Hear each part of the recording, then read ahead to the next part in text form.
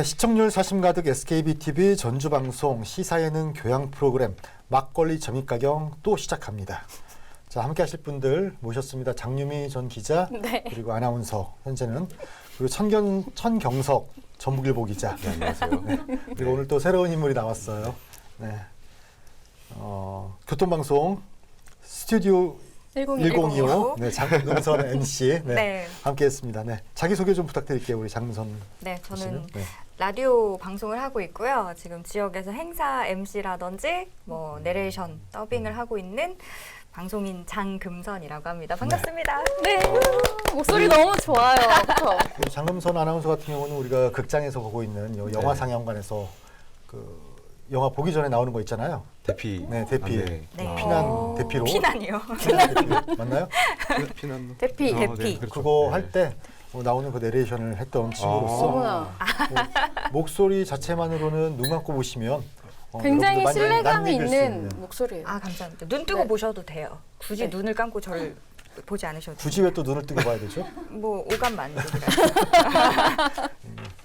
사감 만족 아니에요. 사감 만족이다 싶은데. 네, 두 분이 아시는 사이신 거죠? 네, 그랬었죠. 네. 아니, 지금 그러기도 하고. 가봐야겠네요. 지금은 모르고 싶으신가 보다. 벌써 안 지가 아. 한 10여 년이 넘었죠. 10여 년. 12, 13년 됐는데. 선생님이셨다고 박 제가 기자님이. 예전에 고등학교 3학년, 2학년 때 그 입시 논술 입시라고 하나? 임시 논술을 해서 아주 지금 훌륭한 제자가 되어 있는 아주 네. 뿌듯해 선생님이셨다고요? 네, 선생님. 네. 그럴 리가.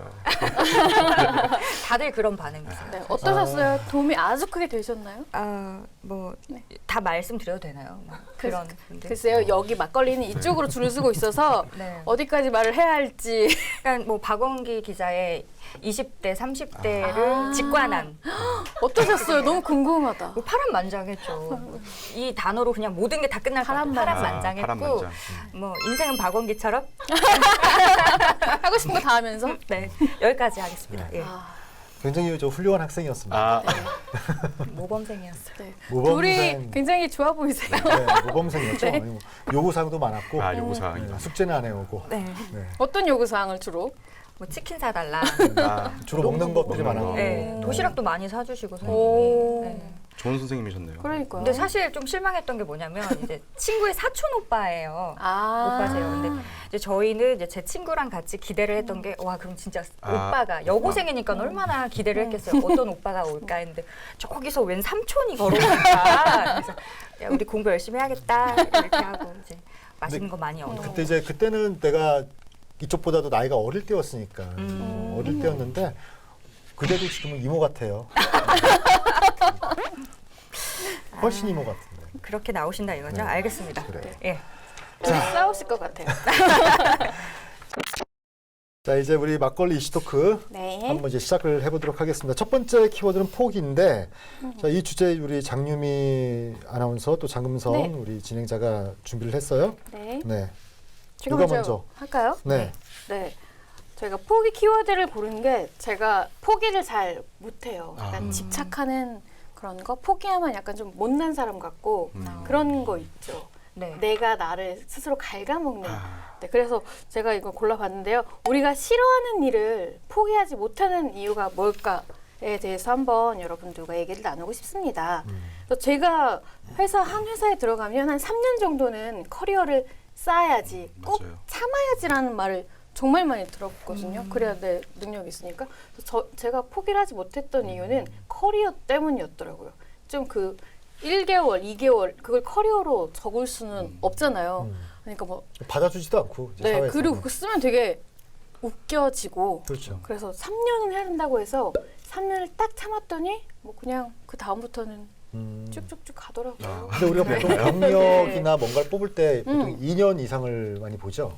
그렇죠. 2, 3년을 많이 보는 것 같아요. 우리 기자들 같은 경우도 경력 기자 뽑을 때 2년 이상 네. 뭐 그렇게 되기 때문에 2년? 3년이라고 하는 거는 상당히 뭐 버틴 것 같은데 왜 그렇게 하기 싫었어요, 일을?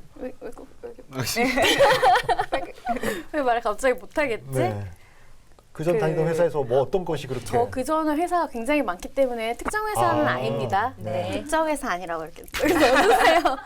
저는 갑자기 목이 목- 메이시네요. 그 회사에 네. 규칙 같은 게 있잖아요. 규칙. 8시 반까지 뭐 와야 된다. 아, 그러면은 대부분 7시 50분에 오세요. 근데 그때 어린 마음에 너무 반항심이 생기는 거예요. 8시 반부터잖아. 근데 왜 7시 50분까지 오라 그래 자꾸. 그럼 이제 그때는 어린 마음에 8시 29분에 문 앞에 있다가 팍 들어왔어요. 얼마나 미웠을까. 약간 반항 같은 건가요? 네, 약간 소심한 그런 거. 그런 게 조금 힘들었어요. 회사 생활할 때 약간 어려서 그랬던 것 같아요. 지금은 8시 반까지 오라고 하면 저는 7시 반까지 와서 앉아 있을 거예요. 오늘 그런데 방송 굉장히 늦었어요. 굉장히 늦은 건 아니고요. 죄송합니다. 네, 오다가 꽃이 많아가지고 꽃구경 좀 하다 오느라 이해합니다. 조금 늦었네요. 네. 자, 우리가 보통 이제 이런 것도 못 버티면 무슨 일을 할래 이런 얘기를 맞아요. 많이 하잖아요. 네. 그 말 듣기 싫어서 버티는 맞아요. 것 같아요. 다른 사람 시선, 네, 시선. 네, 평가 그런 거 신경을 많이 쓰면 포기를 못 하는 것 같아요. 주로 어떤 경우가 특히 많았어요? 우리 천 기자 같은 경우는. 선배의 술 약속, 어, 술 한잔 할래?라고 하면은 뭐 선배가 부르니까 가야죠. 무조건 예. 가시나요? 아 무조건은 아닌데요. 네. 예. 사람 봐가면서 가시나요? 그렇죠. 네 그런 경우도 있고 뭐 일적인 측면에서도 회사에서 뭐 일을 시킬 때 좀 하기 싫어도 하라고 하면 뭐 하게 되는 경우도 있고요. 네. 지금 이 방송 나갔을 때 이제 다른 선배들이 뭐 불렀을 때 아니 안 앞에 나가- 계신 선배 말씀드리는 거예요. 그렇구나. 오늘 저격 많이 당하시네요. 그때 전화했을 때 바로 오셨잖아요. 그러니까요. 그래서 나는 굉장히 좀 정말 기분 깜짝 좋게 놀랐어요. 그렇죠. 어, 씻고 네. 있었는데. 씻고 있다가 바로 나와가지고 그냥 기분이 좋았던 일이 우리 집까지 갔잖아요. 그 아, 2차. 그렇죠. 네. 아 진짜요? 집에 가서 맛있는 맥주도 주고 그랬는데. 맞아요. 맛있었습니다. 네. 관련해서 이제 포기와 관련된 이제 선거 포기. 아, 네, 요즘 이제 많이 좀 시간이 지난 네, 이제 맞아요. 이슈일 수는 있지만 그 지방선거 브로커 파문 또 전주시장 예비 후보가 선거를 포기했고요. 그 송화진 도지사가 4월 그 중후반 정도에 맞아요. 이제 도지사 경선 이제 컷오프가 되면서 그 정계 은퇴를 선언을 했는데 송화진 도지사가 정계 은퇴를 전격 선언했습니다. 이제 정치를 떠나고자 합니다.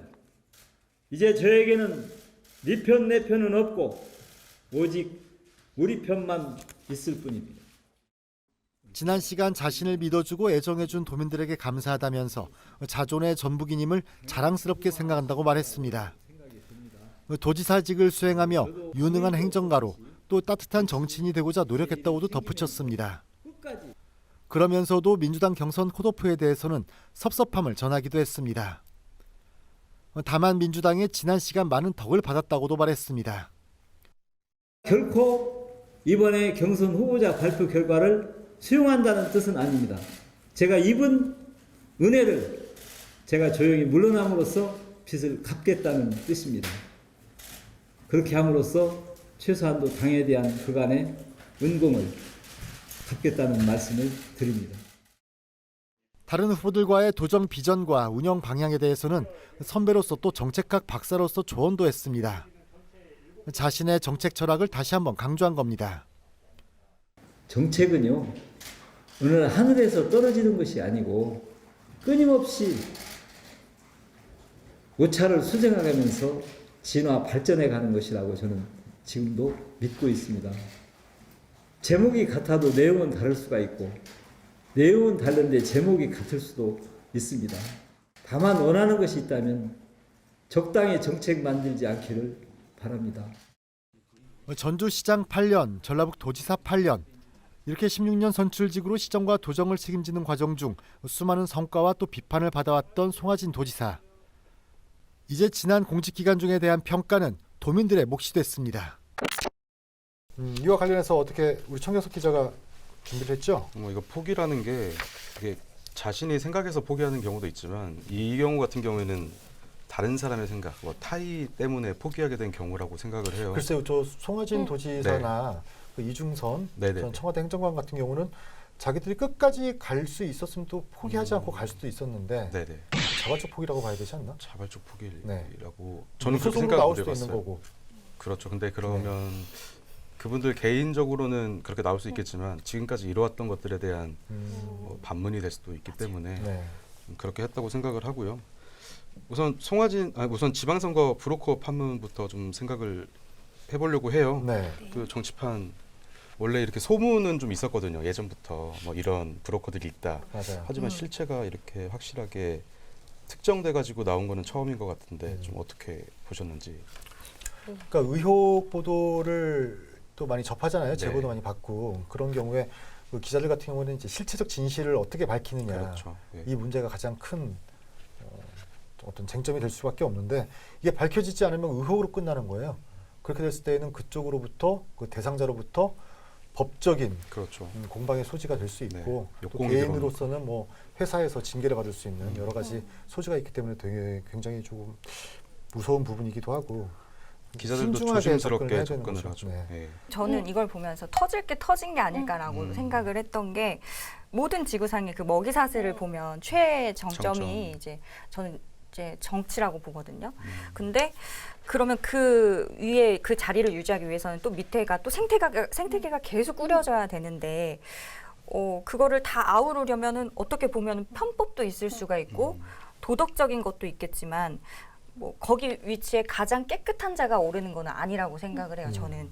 근데 이제 문제는 이게 그 로비 브로커 문제가 어느 정도 이제 영향력을 미쳤냐 선거에 그리고 뭐 그게 좌지우지가 될 정도였냐 아니면은 그냥 방법 중에 하나였냐가 저는 이제 문제라고 생각을 하는 거죠. 아, 논술을 가르치는 어떤 보람 같은 거를 그래서 내가 굉장히 지금 지금 이야기를 하면서 표정이 들으면서 뚜렷하시구나. 얘가 이 정도였구나. 아니 그런 생각을 딱 조금 하게 뿌듯해지네요. 됐어요. 네. 실제로 이번에 그 조작하는 방식을 보면 뭐 그 휴대전화 이제 여론조사를 왜곡하는 방식인데요. 이게 민주당 같은 경우에는 이제 전라북도 지역에서는 민주당 간판만 달면 좀 당선이 어느 정도 보장되는 지역이 많기 때문에 실제 본 투표보다 이제 민주당 내 경선을 더 신경 쓰는 경우도 많거든요. 그게 대부분 그게 전부죠 지금. 그쵸. 네. 그리고 또 인구 문제도 있는데 또 인구가 좀 적은 지역들도 있다 보니까 물론 이번 경우에는 전주시장 쪽이었지만 뭐 실제로 인구 3만 이하 지자체 같은 경우에서는 한 10,000표 정도만 얻어도 당선이 되는 경우가 많아요. 그렇기 때문에 지방선거가 시작되면 몇천 표를 갖고 있다 이렇게 주장하는 그 브로커들이 좀 활개를 많이 친다고 합니다. 그렇기 때문에 뭐 후보가 더 많아지면 많아질수록 뭐 투표 격차는 뭐 수십 표 차이로 당선될 수도 있고요. 수십 표, 뭐 몇백 표 차이로. 그러니까 후보들 입장에서도 이거를 붙는다고 해도 좀 쉽게 뿌리치기는 좀 어려울 것 같아요. 없죠. 그럴 수가 없지. 그게 상대편으로 가면은 또 자기는 떨어지는 거니까. 또 거기다가 내가 이 사람과의 관계가 정리되는 순간 나의 적이 될 수 있다라는 적이 될수 생각이 있죠. 커지면 그렇죠. 오히려 우리가 10표 중에 내가 저쪽이 6표를 얻으면 내가 한 표를 뒤진다는 생각이 아니고 2표가 뒤지는 거잖아요. 그렇죠. 그렇죠. 그렇잖아요. 6대 4가 되는 거거든요. 네네. 한 표 차이인데. 네. 이제 그런 부분들이 아마 그 후보자들 입장에서는 맞아요. 떨치기가 힘든 네. 어떤 유혹일 수도 유혹이죠. 있고 어떤 두려움일 수도 있다 이렇게 볼 수 있는 것 같아요. 자, 그럼 송하진 도지사의 정계 은퇴 선언은 어떻게 보십니까? 아까 이제 자발적 포기가 아니라고 우리 청경석 기자는 이야기를 했는데. 그러니까 결심하게 된 계기를 생각했던 것 같아요. 저는 아. 결심하게 된 계기가 어쨌든 자기를 전주시장 2번 그리고 뭐 도지사 2번 해가지고 16년 동안 몸담았던 조직에서 컷오프 시킨 거잖아요. 네. 컷오프 시켰을 때 어떤 선택을 할까 이 사람이라면 이제 그게 이제 작용을 해서 이제 정계 은퇴까지 가는 수순으로 갔다고 생각을 하고요. 그래서 저는 자기가 이제 자발적으로 포기하는 게 아니라 이제 삼선 출마를 했지만 어쩔 수 없이 꺾였다. 이렇게 꺾였다. 생각을 하는 겁니다. 여하튼 이제 김성주 도당위원장이 네. 관련해서 이제 입장을 표명을 했어요. 네네. 민주당 김성주 도당위원장은 송하진 도지사의 컷오프에 대해 제 지지율에 따른 결과였다고 말했습니다. 김 도당위원장은 기자들과 만난 자리에서 송 지사의 컷오프는 혁신과 변화라는 당의 고민이 반영된 것이라고 설명했습니다. 그 지역 주민들이 이 후보를 공천했을 경우에 그걸 원하느냐 안 하느냐라고 하는 민심을 당은 따른 것입니다. 당이 광주와 전남, 전북 지역에서 도지사 경선 컷오프를 결정하기에 앞서 제 지지율과 관련된 여론조사를 실시했는데 전라북도가 가장 낮았다고 말했습니다. 그러면서 지역에서의 어떤 정치적 이유나 이해관계 그리고 삼선 도전 피로감과 고령 등은 전혀 고려 대상이 아니었다는 점을 분명히 했습니다.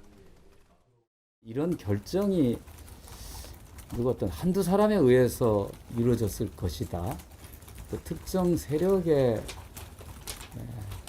어떤 개입이 있었을 것이다라고 판단하는 건 사실과 전혀 다르다.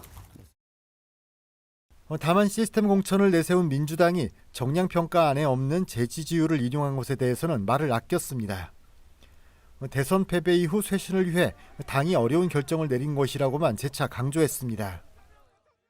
선거를 앞두고 어느 특정 지역이나 후보가 아닌 전국적인 상황을 놓고 어떻게 해야 될 건가를 고민합니다. 이는 해석 여지에 따라 시스템보다 정치적 판단이 우위에 있었다고 볼 수 있는 부분입니다. 한편 기초단체장 선거 경선 컷오프에도 철저한 검증과 과감한 혁신, 공정한 공천이 원칙이었다고 강조했습니다. 냉정한 검증 과정이 있었다며 그 결과 현직과 유력 입지자들이 컷오프됐다고 설명했습니다. 그 어떤 의혹들이 있었잖아요. 어떤 제3세력 그리고 뭐 삼선 도전에 대한 도민들의 피로감 그리고 뭐 고령의 나이, 뭐 건강상의 문제 이런 부분들이 고려됐을 것이다라는 또 의혹들이 있었는데 김성주 도당위원장은 사실 무근이다.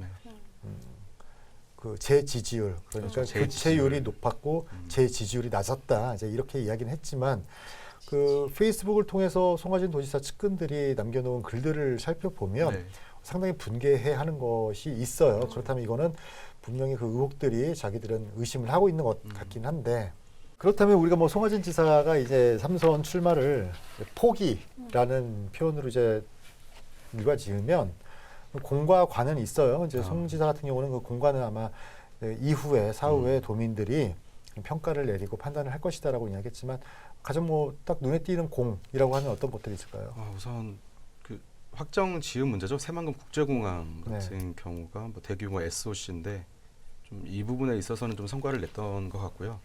또 뭐 내년도 있을 뭐 새만금 잼버리 대회 이런 국제 행사 유치 같은 것도 좀 족적을 남겼다고는 평가를 받는 것 같습니다. 그러니까 공과 과라는 게 굉장히 웃기는 게 그 공이라고 이야기하는 게 또 어떻게 보면 과가 될 수도 있는 반대로 생각을 하면 거든요. 그러니까 과로 이야기한다면 제가 뭐 송하진 지사님과도 상당히 뭐 좋아하는 분이긴 하지만 그 아까 이야기했던 그런 공적인 부분에서 너무 어느 순간부터 지역 발전이나 뭐 산업 생태계가 파괴된 상황에 너무 이렇게 이벤트성 행사에만 몰두한 것이 아니냐 이런 또 비판도 있는 거고 그 새만금 국제공항 같은 경우도 좀 더 일찍 강하게 갈 수 있었으면 좋았을 텐데 시간이 좀 걸린 게 아니냐 뭐 이런 것도 있으니까요. 그 공과 과에 대해서는 우리 시청자분들이 이제 적절하게 판단을 해주시면 될 것 같습니다. 뭐 다음 도지사는 어떨까? 열악한 지역 경제 타파 가능? 과연? 이 질문에 대해서는 그때 가서 보는 걸로 어느 분이 하시든지 보도록 하겠습니다. 자 이제 두 번째 키워드 가겠습니다. 자존. 자 이번 주제는 우리 장유미 아나운서가 준비했어요. 진짜요? 네. 제 이름이 써 있네요. 나의 자존은 무엇을 지키냐? 네, 제가 자존 키워드 준비했는데요. 네. 자존심, 자존감. 네. 이거의 차이가 뭘까 먼저 한번 생각을 해볼까요? 네. 자존감과 자존심? 네, 자존감, 자존심. 예를 들면은 네. 자존감은 그냥 내가 내 멘탈을 지키고 있는 게 자존감. 긍정적인 의미의 자존감이죠. 그렇죠. 자존심은 내가 쟤한테 지기 싫은 게 자존심이 아닌가. 그렇죠. 편하게 이야기하면. 그런 차이가 있어. 그런 것 같아요. 그러니까 안에서 나오는 것은 자존감이고 밖으로부터 영향을 받게 되는 그런 자존심의 문제이다. 아까 이제 포기하고도 상당히 연관될 수 있는데 포기가 우리 아까 장문선 아나운서 그다음 우리 장님이 아나운서는 빠르다고 했잖아요. 네. 저는 오히려 포기가 빠른 친구들이 자존감이 있는 친구들이라고 보거든. 그럴 수 있죠. 네, 자기가 옳고 그럼 이게 맞다 틀리다 뭐 해야 되나 안 해야 되나를 자기가 스스로 판단을 할 수 있고 그 선택을 그런데 믿고. 이제 자존심이 강한 친구들은 맞아요. 아까 우리 청영석 기자가 얘기했던 것처럼 다른 사람의 시선 때문에라도 그렇죠. 포기를 할 수 없는 경우들이 발생하잖아. 근데 그 두 개가 섞여 있어. 그래서 그런데 우리가 그걸 명확하게 또 구분짓기가 애매해요. 맞아요. 네. 자존심 때문에 못하겠다는 말은 못하겠는데 난 지금 이걸 안 해야 되는 걸 알아. 근데 근데 또 하고 있어. 자존심 때문에 못하겠다는 말은 못하겠어. 이럴 때는 어떻게 해야 돼요? 그때 그냥 포기하시면 돼요. 포기하는 걸로. 자존감을 지키는 걸로 네. 포기하는 걸로. 그래서 나의 자존은 어디에서 찾는지, 나의 자존은 무엇으로 좀 지켜지는지 네네. 생각을 굉장히 듣고 중요한 싶습니다. 키워드네요, 그게. 네. 네. 그러니까 자존은 어디에서 가장 기인한다고 봐요?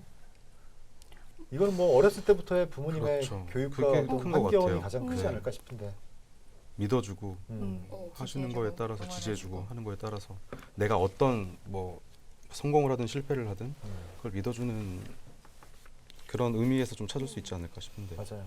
그러니까 비교를 많이 당하는 경우에는 자존감이 많이 떨어질 수밖에 없는 네. 그런 거죠. 아무리 공부를 잘해도 비교를 계속 당하다 보면은 맞아요. 그 자존감 떨어지는 것 같아요. 자존심만 좀 세져서 오히려 조금 더 어긋나지지 않나 하는 생각을 했는데 나의 자존은 무엇으로 지키는가를 제가 이렇게 질문을 써봤는데 저도 방금 말씀하셨던 건 믿음 같아요. 믿음. 믿음. 네, 부모님 이제 집안 환경에서 믿음 그리고 직장에서도 약간 믿음 나를 좀 믿어준다는 느낌이 들잖아요. 내가 너 믿어 이렇게 말하는 거 말고 내가 어떤 걸 했을 때 그래 괜찮아. 지지해주고. 막 그런 느낌이 왔을 때 자존을 약간 지켜지는 것 같아요. 굉장히 정확한 이야기인 것 같습니다. 아이들을 키울 때에도 꼭 그렇게 키워야 되는데 네. 잘 안 되더라고요. 아. 부모님도 그래서 잘 안 됐구나 나한테. 그렇죠. 그럴 수 있지. 비교를 하고 싶지 않은데 비교를 엉겁결에 나와요. 어려운 거 네. 같아요. 비교 안 한다는 거. 그런 부분들이 있는데 아무튼 그 자존감이란 걸 지켜주기 위해서는 굉장히 중요한 거고. 자 여기에서도 또 이제 그 송 지사의 이거 질문을 누가 넣었나요? 이거 송 지사가 전북 자존 찾기를 엄청 강조했었다. 삼선 도전하실 때만 네. 해도 또 근데 자존의 이게 시대를 하겠다고. 그 전북 목 찾기 자존 이야기는 네. 송하진 지사가 제일 먼저 한 게 아니고 2015년에 정동영 전 의원이 이제 새로 신당을 창당할 때 그때 무슨 이야기를 했냐면 이제 전북이 정치 개혁의 진앙지가 되어야 한다. 그래야지만이 전북 몫을 찾을 수 있다가 처음 나온 이야기예요.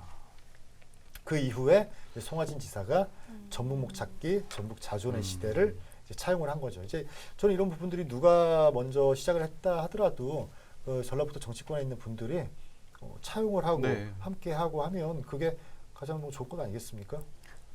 전북목 찾기라고 하면은 예를 들면 어떤 걸 찾아와야 되는 거예요? 그러니까 그 전까지는 뭐 호남으로 묶여 있던 광주 전남과 전라도로 한- 묶여 있던 전라도로 묶여 있던. 네. 아니요 그때 당시 호남으로 이야기했는데 호남으로 이야기했는데 이제 그거를 송하진 지사는 전북목 찾기에서 나중에 이제 전라도라는 명칭을 쓰자라고 간 거죠. 그렇게 된 거죠. 왜냐하면 이제 전라도라고 명칭을 쓰면 전라북도 전주에 예전에 그 전가. 관찰사가 있었잖아요. 네. 전라감사가 있었기 때문에 아니면 그 상징적인 의미에서 그 힘의 무게를 좀 더 전주, 전라북도 쪽에 가지고 올지 않을까라는 어떤 계산이 있었던 것 같고 그 호남이라고 이야기하면 보통 다른 지역 사람들은 전라북도보다는 광주, 전남을 더 많이 떠올려요. 그렇죠. 네. 아무래도. 그런 상황이었기 저는 때문에 거꾸로 생각했어요 이제까지. 아 그랬어요? 네, 호남이라고 하면 전북, 전남, 광주 아. 그리고 전라도는 당연히 전남, 광주라고 생각을 아, 했어요. 그러셨구나. 네, 전라도. 네, 전라도니까 어. 전라도. 전라도. 그래서 저는 어디 살아 그러면 전라도 살아 그러면 아니 전북 사는데 맨날 이랬거든요. 그러셨군요. 네, 그래서 똑같은 소리를 두 번 한 거구나. 논술을 배웠어야 돼. 아, 그때 저도 만났어야 되는데 선생님을. 그러니까 호남이라고 이야기하면 그 명칭도 굉장히 애매했다고 이야기했잖아요. 네, 금강, 맞아요. 호남이라고. 이남인지 아니면 애매하다. 북골제 이남인지 그것 관련해서도 굉장히 말들이 많았었는데 일단은 뭐 전라도 우리가 다른 지역 사람들은 광주, 전남, 전북 이렇게 불러요. 이제 그런 것에서 많이 탈피하려고 노력을 했던 거고 전북목 찾기 위해서 앞으로도 더 열심히들 하셔야겠죠. 이제 전북 정치인들 같은 경우에는. 자 그러면 우리 두 번째 키워드였던 자존도 네. 여기서 마치는 걸로 하겠습니다. 자 세 번째 키워드는 호의. 맞아요? 호의? 네. 호의. 호의라고 해야 돼요? 호의. 호의. 네. 세 번째 키워드는 호의입니다. 영어로는 goodwill, kindness.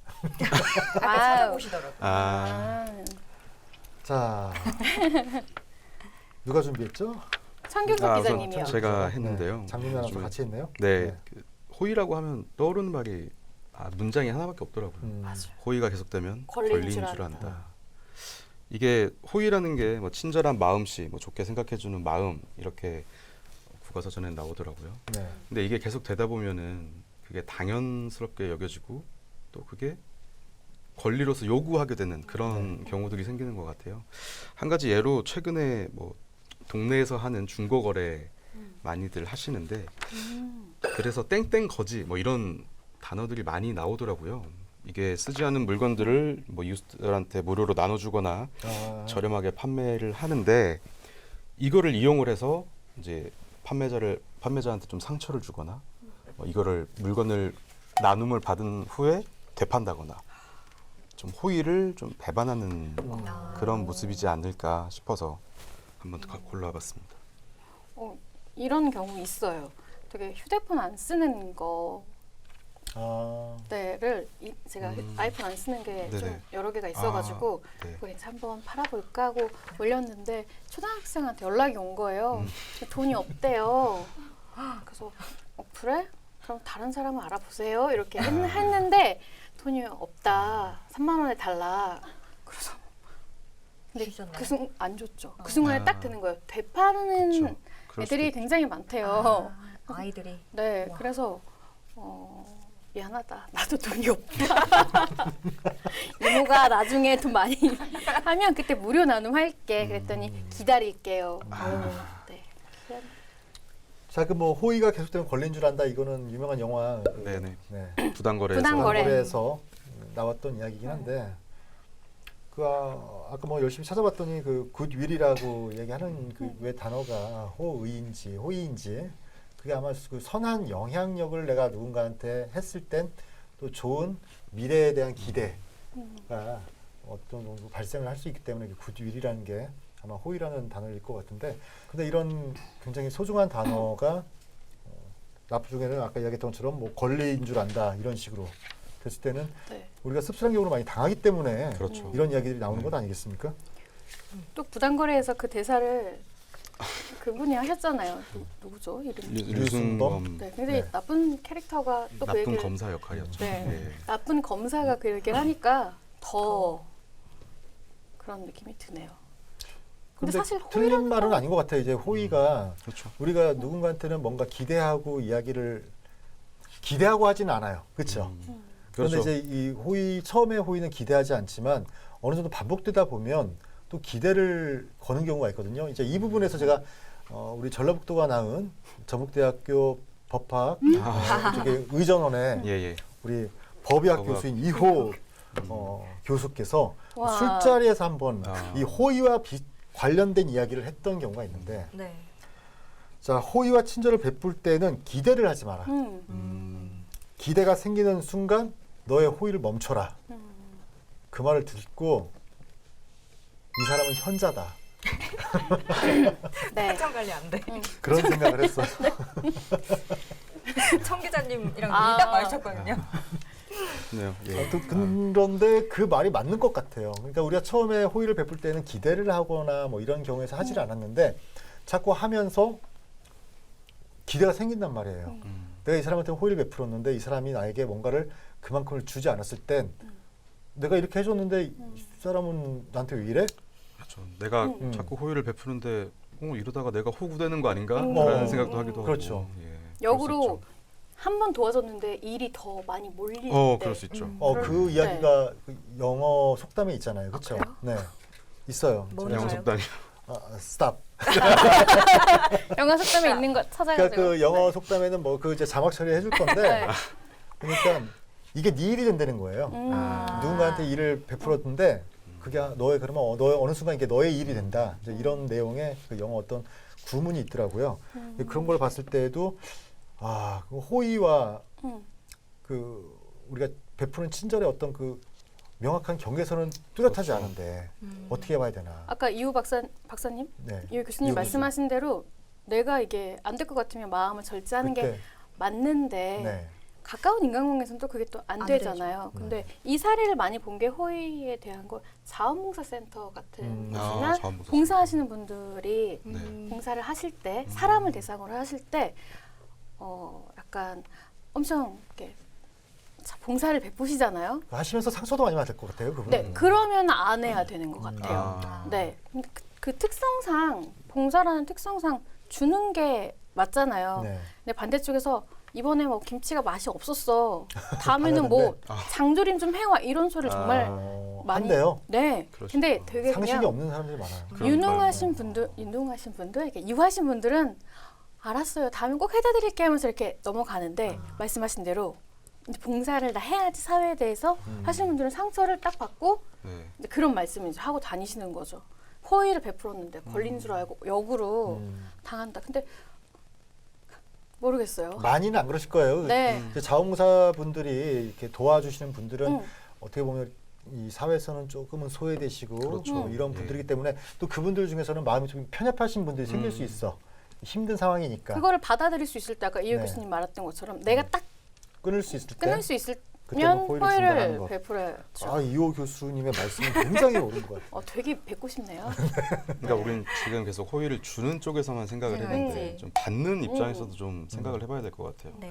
이게 호의로 나한테 하는 행동 같은데 뭐가 있진 않을까? 어. 라는 생각 때문에 호의를 못 받아들이는 또 경우도 그런 있을 그럴 경우도 것 수도 있죠. 같거든요. 있겠다. 네, 뭔가 흑심이 있는 것 같고. 그렇죠. 음. 고깃집에서 봤는데 네. 돼지고기까지는 호의인데 소고기는 호의가 아니래요. 흑심이 있는 그럼 거라고. 혹시 맞는 거 소고기 먹자고 하면 그 흑심 있는 네, 거. 흑심이 있는 거죠. 그래서 소고기를 한 번도 안 사주셨나 봐요. 흑심이 없으니까 그러니까 치킨, 치킨만 사주시고. 돼지고기, 치킨, 도시락. 회도 사드렸어요. 아 네. 회도 네. 다 드셨어요. 다 드셨어요? 제가 또 이제 베풀죠 선생님한테 아. 어느 정도 위치에 올랐을 때는 저도 두 분은 빨리 올랐으면 호의인 좋겠네요. 관계는 아니었던 거네요. 그러면 계약 관계였죠. 계약 관계. 그때 당시에 어머니 아버지가 주시는 소정의 소정의 교육비 교육비를 거의 먹는데 받고. 다 썼을 거예요. 그러니까 별로 남질 않았어요. 네. 별로 남지 않았지만 인재를 남기셨잖아요. 아, 뿌듯합니다. 정말 감사합니다. 전북에 인재 하나 키우셨네요. 그러네요. 네. 네. 그러니까 저 호의가 그 경로 의존성이라는 단어가 비슷하다라고 하더라고요. 경로 의존성. 경로. 의존성. 가는 그러니까 길 네. 경로. 경로 가는 길. 그러니까 늘 가던 길에 의존을 하게 되는 거죠. 우리가 다른 그러니까 낯익은 길, 낯설은 길은 잘 안 낯선 가고 길은 늘 잘 가던 길로만 네네네. 가잖아요. 이제 경로 의존성이 아마 그런 어떤 심리학적인 용어인 것 같은데 그 우리가 알고 있는 그 관습이 이 호의와 조금은 비슷하다라고 이야기를 하더라고요. 자 이제 네 번째 키워드입니다. 과대평가. 자 이번 키워드는 우리 장금선 아나운서가 준비를 했나요? 제가 준비를 네. 했고요. 과대평가라는 말을 들었을 때 딱 네. 드는 생각이 이거는 곧 기대하는 마음이 아닐까? 음. 영웅심리, 어떤 선망의 대상을 두고 하는 말이 아닐까라는 생각이 들었어요. 예를 들어서 우리가 연예인 누구를 좋아했을 때, 아 우리 오빠는 뭐 이러이러한 사람일 거야. 이 사람은 뭐 저럴 거야. 오빠는 이러면 안 돼. 라는 식으로 뭔가 도덕적 잣대를 이렇게 대기도 하고 굉장히 막 기대를 하잖아요. 근데 한편으로는 그분이 정말 좋은 사람일 수도 있지만 아닐 수도 있는 거고. 아닐 수도 있는 거고. 사람이니까. 네, 사람이니까. 그 과대평가라는 말을 들었을 때 딱 그런 생각이 들었고, 그리고 저는 사실 일남 이녀 중에 장녀거든요. 근데 우리 K 장남에게 거는 기대가 이것도 어떻게 보면 일종의 과대평가가 아닐까라는 생각이 들었어요. 저는 어렸을 때부터 진짜 혹시 K 장남이세요? 네, 장남입니다. 저 K 장녀. 네. K 장남이시죠? 저도 K 장남. 저 장녀면 다 장녀 장남이에요. 와 오늘 저희 세다. 딸 셋, 첫째. 저희 딸도 아들 하나인데 무튼 제가 어렸을 때마다 늘 들어왔던 이야기는 네가 우리 집안의 기둥이야. 엄마 아빠가 없으면 네가 엄마 아빠. 내가 왜 엄마 아빠야? 맞아요. 나는 누나 언니인데 이런 생각을 늘 가지고 살았는데 늘 그랬던 것 같아요. 과대평가의 일환으로 K 장남, K 장녀를 한번 소환을 해봐야겠다. 그래서 기대. 응, 너가 기대. 잘 돼야지 동생들이 따라간다. 오, 진짜 열받죠. 네. 각자의 인생인데. 근데 그래서 열심히 한 것도 있긴 있어요. 아 오히려 삐뚤어지던데 저는. 어. 그렇다고 뭐 삐뚤어지진 않았는데 그런 생각이 그러니까 들었어요. 아까 장면 한 구석에는 삐뚤어진 마음이 있겠지만 음. 그래도 여기까지는 해놔야겠다. 그래야 동생들이 따라온다고 하니까 그거를 네, 그러네요. 그러니까 책임감 때문에 힘들었단 말이에요. 또 집에서도 그렇고 어디 조직에서도 그렇고 뭐 저기 뭐 제일 연장자고 그러면 아마 그런 것 때문에 힘든 그렇죠. 거예요. 네. 어깨에 눌린 그게 있기 때문에 아까 말씀하셨다시피 그렇다고 뭐 동생들이 동생들이 또 키가 따라오는 크시다면서. 것도 아니고 뭐라고? 더 그렇죠. 힘들겠다. 동생들이 더 형 같은데. 그렇죠. 네. 우리 사회에서 발생하고 있는 언빠 찬스라고들 이야기를 하는데 우리 청경석 기자가 관련해서 같이 했죠. 네, 그 최근에 아빠 찬스라는 단어가 굉장히 다시 유행을 하고 있더라고요. 네. 우리 그 윤석열 대통령 당선자 첫 내각 발표 이후에 네. 장관 후보자들이 대부분이 아빠 찬스 의혹이 줄줄이 불거지고 있는데요. 특히 가장 좀 먼저 불거졌던 분이 지금 보건복지부 장관 후보자죠. 정호영 후보자인데 자녀들이 의대 편입학 특혜 의혹이 있는데 이 특혜 의혹이 정호영 후보자가 병원장 직위를 이용해서 자녀의 경북대 의과대학 편입 과정에 좀 영향을 줬다는 의혹입니다. 경북대 병원장 재직 전후로 딸과 아들이 나란히 경북대 의과대학에 편입을 했는데요. 실제로 후보자가 경북대 병원 부원장으로 재직하던 2016년에 딸이 먼저 경북대 의대 학사 편입에 합격을 했고요. 아들은 정 후보자가 병원장으로 재직하던 2017년에 의대 특별 편입 전형으로 합격을 했습니다. 이와 관련해서도 계속 논란은 불거지고 있는데요. 뭐 아들의 뭐 논문이 어땠다더라 뭐 이런 부분도 굉장히 불거지고 있는 걸 보면 아빠 찬스라는 게 안 걸리면 좋은 거겠죠. 하지만 다 드러난다는 거 그게 이제 뭐 조국 장관 비교해서 많이 나오고 그때 하죠. 이제 벌써 처음 문제 시작이 됐던 거고 그 전부터도 뭐 이런 이야기들이 있었어요. 조국 장관의 딸 조민 양과 관련된 것이 불거지면서 전국적으로 그 논문 네. 관련해서 많은 수사가 있었고 제보들이 있었다고 보여지는데 그 전북대학교 같은 경우에서도 여러 건이 있었죠. 있었죠. 있어서 뭐 징계도 있었고 네. 뭐 입학 취소건도 있었고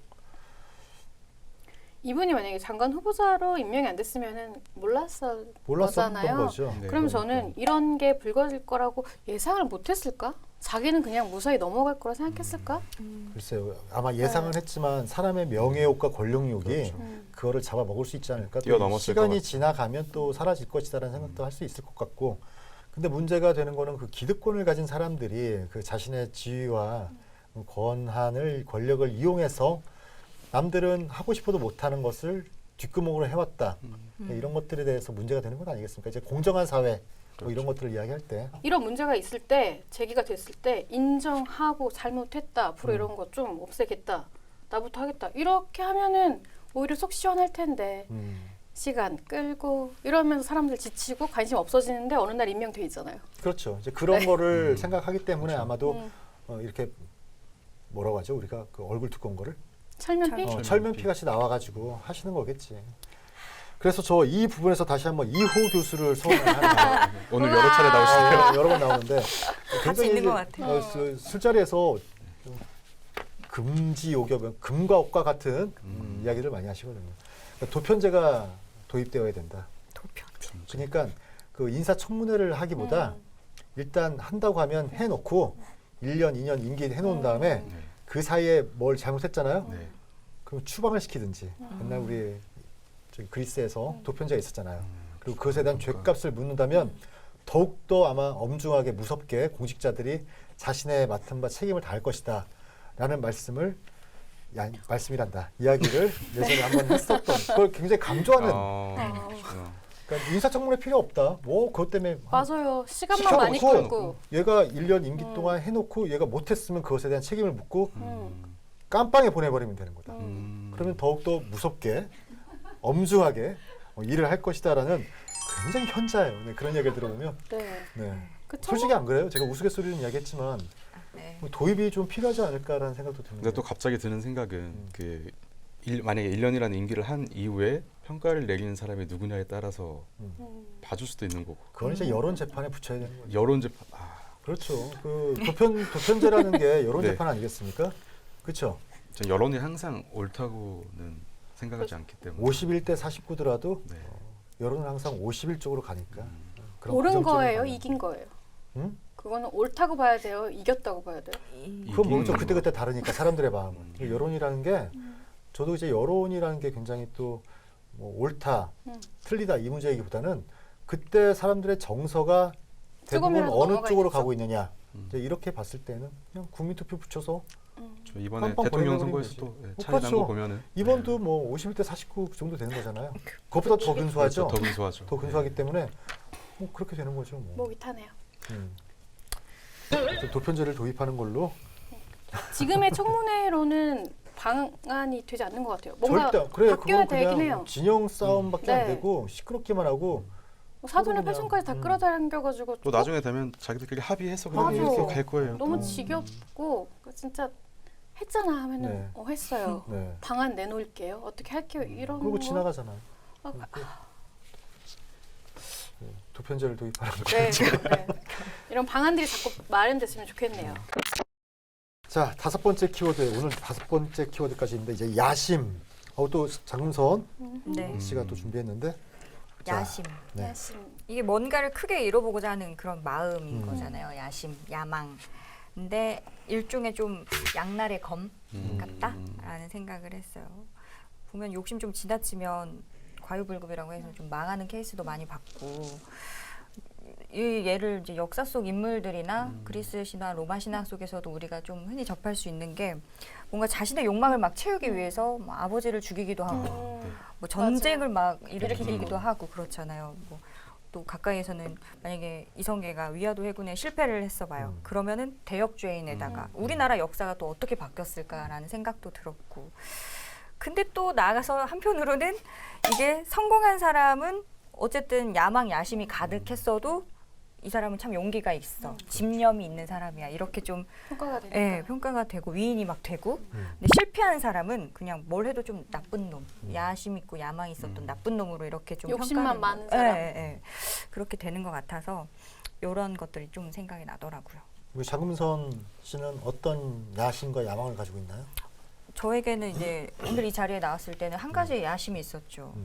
박원기 기자의 자리를 아, 나쁘지 않아요. 예, 청출어람이라고 해가지고 아까 뭐라고 혹시 하셨죠? 모르죠. 도편제? 오늘 은 괜찮네요. 이 자리를 차지하기 위해서 굉장히 많은 사람들이 지금 경쟁을 하고 있으니까 예. 항상 그 지키는 자는 힘든다는 걸 제가 알고 있기 때문에 네. 힘들게 지키고 있지만 그 야심 네. 응원할게요. 우리 저기 장유미 아나운서는 저는 요즘에 좀 줄었어요. 이 야심, 야망 이게 음, 많이 줄었어요. 왜 줄어드는 거지? 나이를 내려. 먹으면 조금씩 아, 줄어. 나 그 말 하는 거 진짜 싫었는데 정말 하고 마시네. 에이, 정말 진상. 뭘까요? 왜 야심과 야망이 줄어드는 걸까? 저는 야심과 야망에서 원동력이 네. 나온다고 생각을 하거든요. 모든 사람이 다 비슷해요. 그쵸. 거기에서. 네. 요즘에 자꾸 줄어요. 뭐 행사가 줄어서 그런 걸까? 일이 줄어서? 일이 줄어서? 이제 뭐 코로나가 어느 정도 이제 지금 뭐 위드가 된 상황이잖아요. 네. 이제는 뭐 이제 조만간 또 야심이 커지겠네요. 네. 돈이라는 게 사람은 들어오면 다시 굴리는? 자꾸 커지는 아하. 게 눈빛 있으니까. 반짝반짝 빛났어요. 그래요? 네. 돈이라는 게 한순간에. 저의 야심은 처음에는 무조건 아나운서로 정직원 되는 거. 야망이었어요. 왜냐면 그걸 하면 동생들이 아까 K상녀 얘기했잖아요. 네. 동생들이 취직을 알았었을 잘하겠지. 음. 약간 그거에 대한 야망이 있었고, 두 번째는 약간 내 이름으로 된 회사. 음. 네, 그건 해봤는데 나는 아니다. 얼른 빨리 접었어요. 포기까지. 포기가 빠른.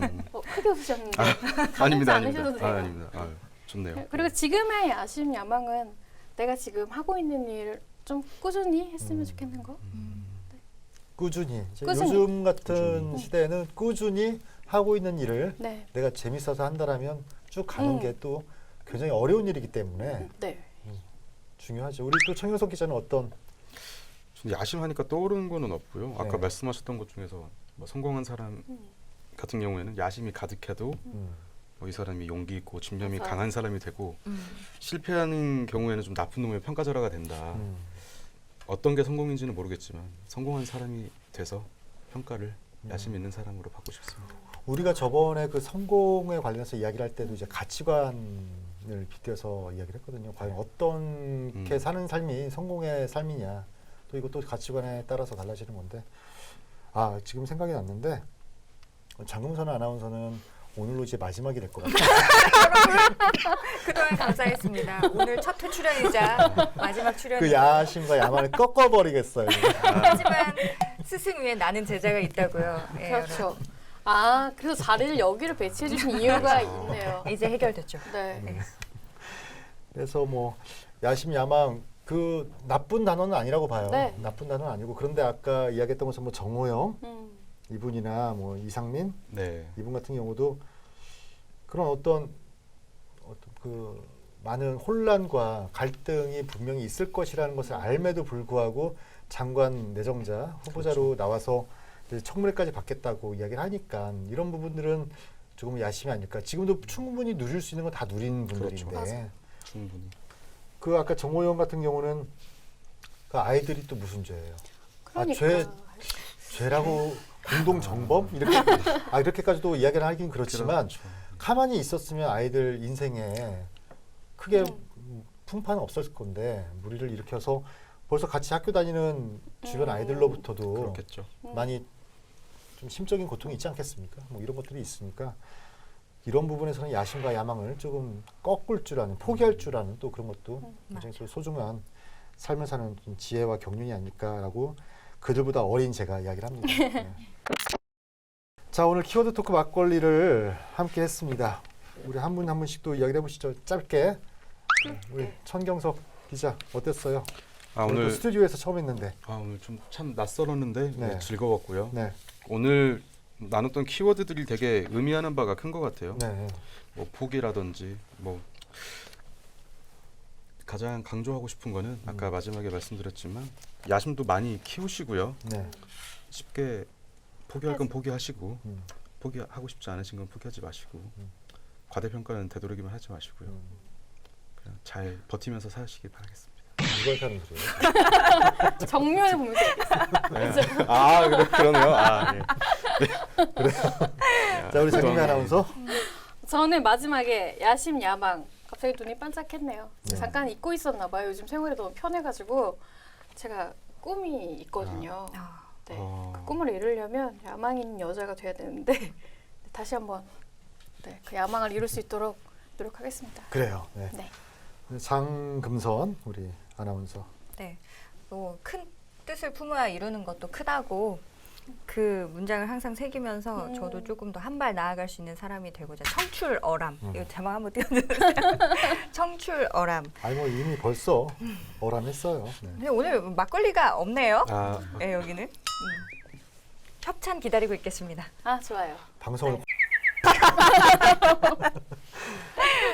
자, 오늘 포기, 자존, 호의, 과대평가 등의 이제 키워드를 가지고 이야기를 했는데 결국은 이제 이 모든 키워드들이 우리가 지금 하고 있고 또 기대하고 있고 또 믿고 있는 어떤 무엇인가에 대한 어떤 마음들이지 않을까라는 생각이 듭니다.